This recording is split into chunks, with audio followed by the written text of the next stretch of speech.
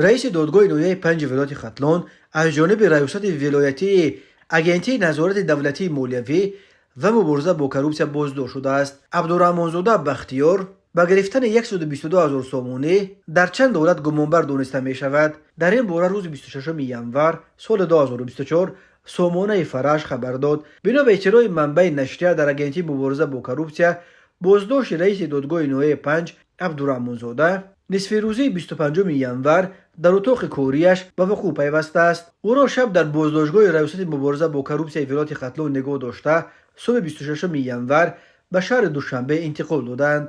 گفته است این منبع اگنتی کردارهای عبدالرحمن زاده را با ماده‌های گرفتن پاره و سوء استفاده از وکالت‌های منصبی کودکس جنایتی جمهوری تاجیکستان بند و بست و نسبتش پرونده جنایتی باز کرده است.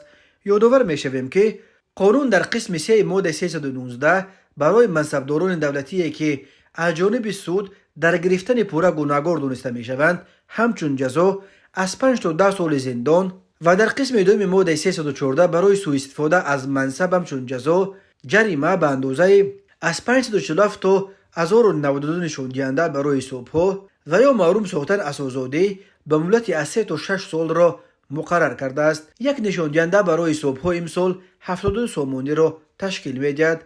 رئیس میتوان گفت مکنون سابق دادگاه نویه 5 بختیار عبدالرحمن زاده سال 2018 به این وظیفه تعیین شده بود. او از آن پیش به حیث سودجه در سود نویه فردوسی شهر دوشنبه کار میکرد. دادگاه‌های تاجیکستان از نهادهای از همه فساد زده در این کشور به شمار میروند. کارافتادگان میگویند بدون دادن پاره حل کردن یگان مشکل در دادگاه‌های تاجیکستان با یک امر تقریبا ناممکن تبدیل یافته است. در تاجیکستان تقریبا 400 دادرس کار میکنند. همه آنها با فرمانهای پرزیدنت تعیین و برکنار میشوند.